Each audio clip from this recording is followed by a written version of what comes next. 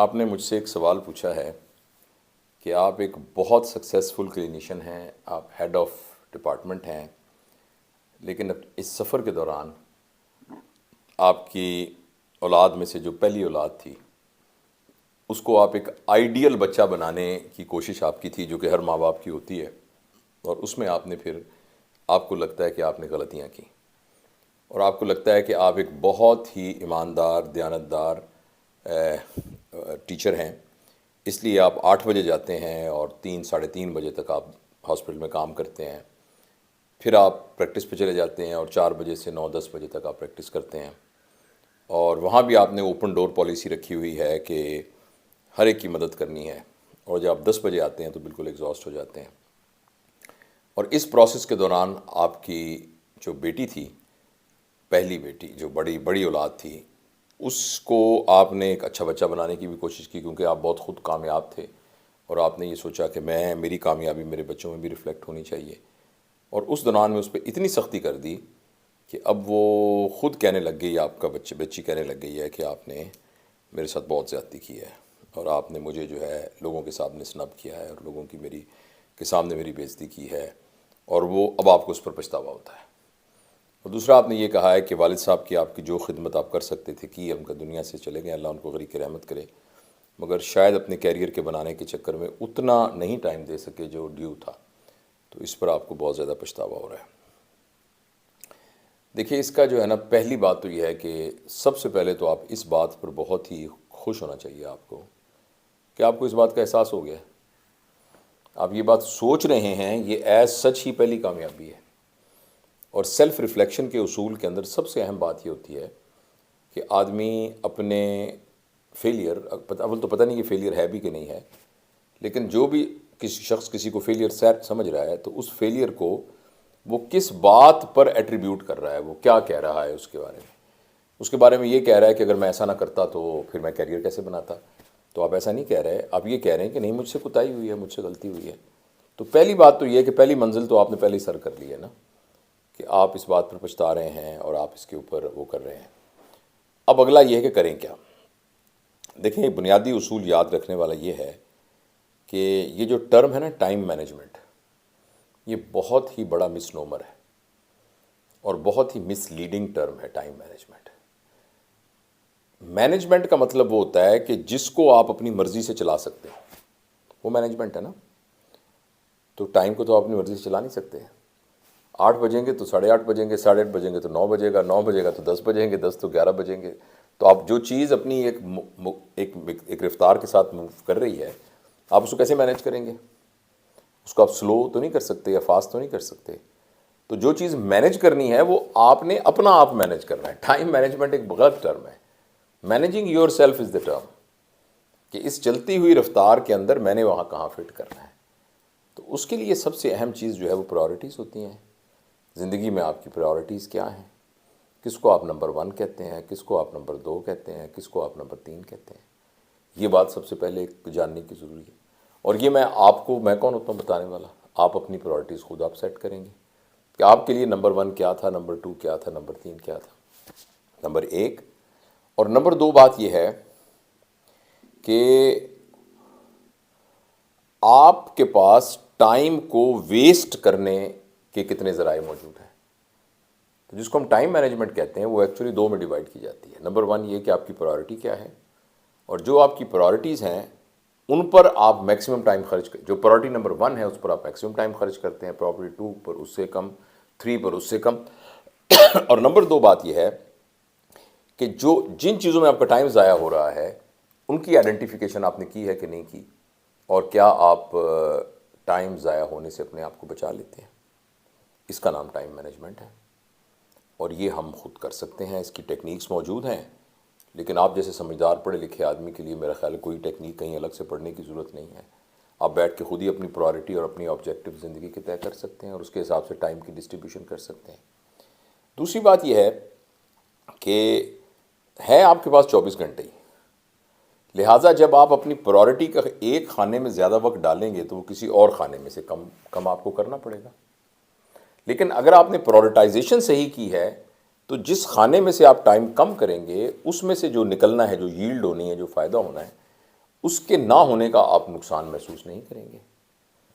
تو اب آپ اور دوسری ایک تو یہ پرنسپل ہے. دوسرا یہ پرنسپل ہے کہ اگر ہمیں کمانے کی کوشش کے لیے، لائٹ چلی گئی، کوئی بات نہیں، آ جائے گی، اگر نہیں چلتے رہیں، اگر کمانے کی کوشش کے لیے ہمیں 8 گھنٹے سے زیادہ کام کرنا پڑ رہا ہے تو ہم کچھ غلط کر رہے ہیں. آپ نے ایک موٹر سائیکل لیا ہے جو ہفتے میں 6 دن ورک شاپ میں کھڑا رہتا ہے، تو وہ موٹر سائیکل آپ نے کیوں لیا؟ وہ تو ایک لائبلٹی ہے آپ کی. اگر ہماری لائف کے اندر 24 گھنٹے میں سے 8 گھنٹے سے زیادہ ہم کمانے کی محنت میں لگے ہوئے ہیں تو ہم کچھ غلط کر رہے ہیں. کیونکہ اس جو کمانے کے بعد آپ نے جو اس کو استعمال کرنا ہے، اس کے لیے تو آپ نے اپنے پاس کوئی ٹائم رکھا ہی کچھ نہیں ہے. تو لہٰذا دیر از سم تھنگ رانگ. اور ہیومن پوٹینشیل ایسا ہونا چاہیے کہ 8 گھنٹے کی محنت کے علاوہ اگر اس کو محنت کمانے کے لیے کرنی پڑ رہی ہے تو وہ کچھ غلط کر رہا ہے، اور اس کو ماڈیفائی کرنے کی ضرورت ہے، اور اس کو چینج کرنے کی ضرورت ہے، اور اس کو آلٹر کرنے کی ضرورت ہے. یا تو اس نے اپنی خواہشات کو بہت زیادہ بڑھایا ہوا ہے، یا خواہشات کو نہیں بڑھایا ہوا تو اپنی ضرورتوں کو غیر ضروری طور پر بڑھایا ہوا ہے. یا یہ ہے کہ اس نے اپنی جو پرائورٹی سیٹ کی ہوئی ہیں ان کو پرائورٹائز کرنا نہیں آ رہا، اس کو پتہ نہیں چل رہا کہ میری کون سی چیز نمبر 1 ہے، کون سی نمبر 2 ہے، کون سی نمبر 3 ہے. جس کی وجہ سے وہ ان چیزوں پر ٹائم لگا رہا ہے جن کی پروڈکٹیوٹی کم ہے، مگر اپنا آپ وہ دے رہا ہے. آپ دیکھیں نا، اگر یہ اینک میں نے 300 روپے کی خریدی ہے تو ایکچولی اس کی ورتھ 300 روپے سے زیادہ ہونی چاہیے. پھر تو یہ نفع کا سودا ہے نا. مطلب یہ 300 روپے میں نے اس کے لیے دیے ہیں، مگر جو اس سے کام مجھے لینا ہے وہ 300 روپے سے زیادہ کا اگر کام ہے تو میں نے صحیح سودا کیا ہے. اچھا، اسی طریقے سے آپ نے فرض کریں 6 گھنٹے روزانہ دے کر جو کچھ حاصل کیا ہے، اگر اس کی قیمت آپ کی اپنی صحت ہے، اس کی قیمت آپ کا اپنا نیند کا پورا نہ ہونا ہے، اس کی قیمت آپ کی بیوی بچوں کے ساتھ آپ کے ریلیشن شپ کا بریک ہونا ہے، اس کی قیمت آپ کے بچوں کی تربیت کے اندر کمی کا رہنا ہے، تو یہ تو ایسے ہی ہے نا کہ آپ نے جو 300 روپے والی اینک تھی وہ آپ نے 10,000 روپے کی خرید لی. آپ نے 10,000 روپیہ دے کے، آپ نے اپنا آپ دے کے، اپنا فیوچر دے کے، اپنے ریلیشنز دیکھ کے، اپنی خوشی دیکھ کے، اس کے بدلے میں آپ نے 30,000 روپے کما لیے، 40,000 روپے کما لیے. تو بیسیکلی تو بہت گھاٹے کا سودا ہے کہ وہ تمام چیزیں تو اس ورتھ سے زیادہ تھیں. تو اس لیے اب اگر آپ مجھے یہ کہیں کہ میں آپ کو 1 2 3 4 5 6 کر کے ایک بات بتا دوں تو وہ تو نہیں بتائی جا سکتی، لیکن آپ کو جنرل پرنسپلز بتائے جا سکتے ہیں. تو ایک تو یہ موٹے موٹے جنرل پرنسپل ہیں جو میں نے آپ سے عرض کیے ہیں.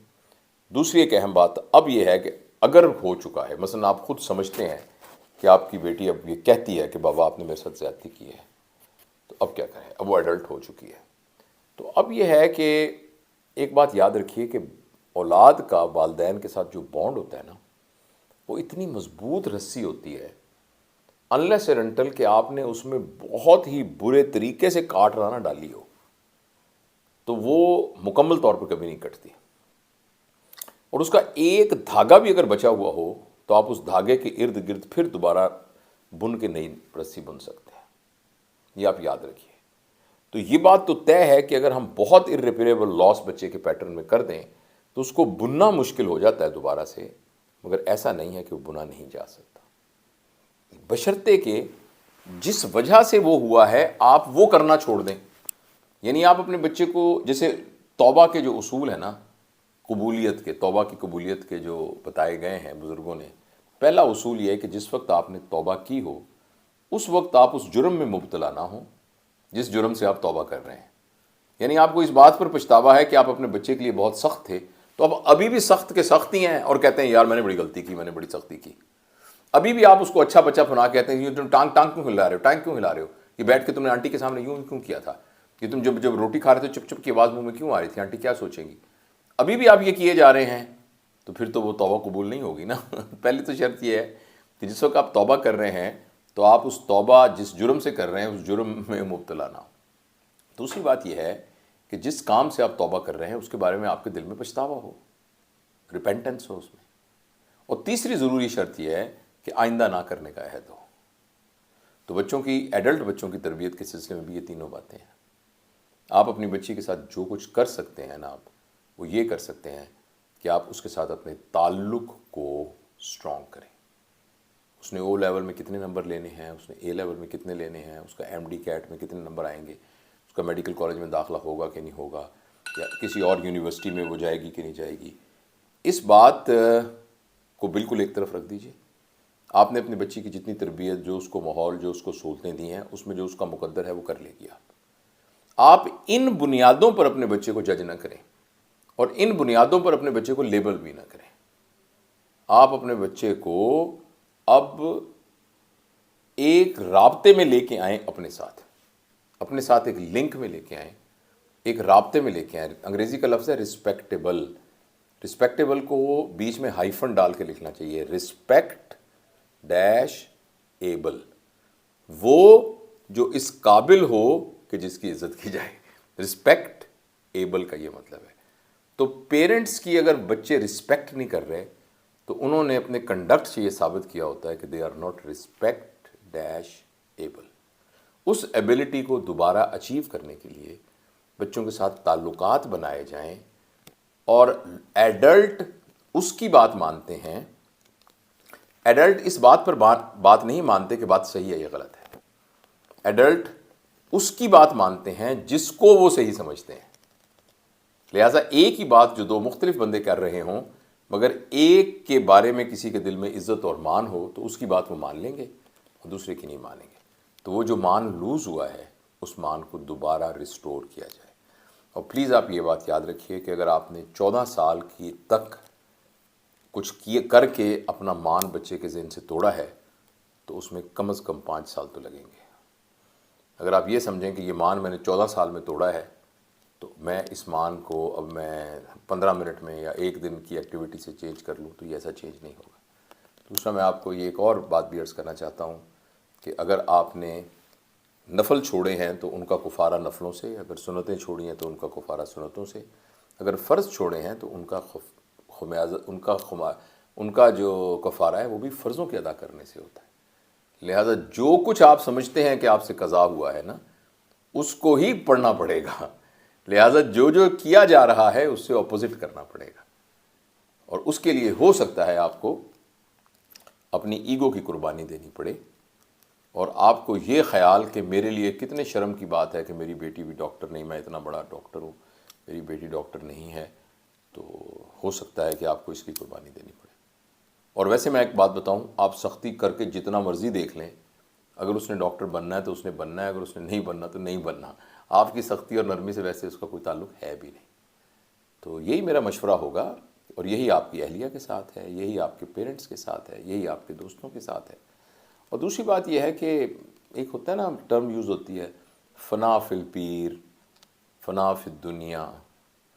تو آپ ڈاکٹر ہیں ڈاکٹری کے حد تک. جب آپ گھر میں ہیں تو اس وقت ایکچولی آپ ایک باپ ہیں اور آپ ایک ہسبینڈ ہیں. تو اس وقت آپ کا رول ایک کمپیٹنٹ ڈاکٹر سے زیادہ ایک مشفق باپ اور مشفق خامد کا رول جو ہے وہ والا سامنے آنا چاہیے. تو آپ 24 آور ڈاکٹر تو نہیں ہے نا. تو آپ جو ہر وقت میں جو آپ کا رول ہے، اس رول کی جو تقاضے ہیں ان کو پورا کرنے کی ضرورت ہے. تو یہ کیا جائے. اور دوسرا میں آپ کو بتاؤں، اگر دوبارہ اس بات کو دہراتا ہوں کہ میاں بیوی کا بانڈ اور جو بچوں کے ساتھ والدین کا بانڈ ہے وہ بہت مضبوط بانڈ ہوتا ہے. وہ چھوٹی موٹی چیزوں سے ٹوٹتا نہیں ہے. کمزور ضرور ہو چکا ہوتا ہے لیکن وہ ریپیئر بھی اتنی سپیڈ سے ہوتا ہے. آپ ذرا سے اپنے رویے میں تبدیلی لے کے آئیے، آپ دیکھیے گا آپ کی بچی کے رویے میں اتنی تبدیلی آئے گی، اتنی گریٹفلنس آ جائے گی. آپ ایک دفعہ اس کو ٹوکنا چھوڑ دیجئے. ایک دفعہ آپ اس کو کتنے بجے اٹھی، کتنے بجے کیا کھایا، کیا نہیں کھایا، کیوں نہیں پہنا، کس رنگ کے کپڑے پہنے، سر دوپٹہ کیوں نیچے اترا ہے، یہ کیوں کیا، پاؤں باہر کیوں گئی تھیں، یوں کہ آپ اس طرح کی ٹوک ٹوک ٹوک کرنا اس کو چھوڑ دیجئے. تو آپ دیکھیے گا کہ اس بچی کے اندر گریٹفلنس اتنی جلدی ڈیولپ ہوگی، اور جو آپ کے ڈیزائرس ریزلٹس ہیں وہ اتنے جلدی حاصل ہوں گے کہ آپ سوچ بھی نہیں سکتے. تو یہ بات تھی. کوئی اور بات آپ پوچھنا چاہیں تو بے شک آپ کیمرے کے سامنے نہ آئیں، آواز کے ساتھ مجھ سے پوچھ سکتے ہیں. اور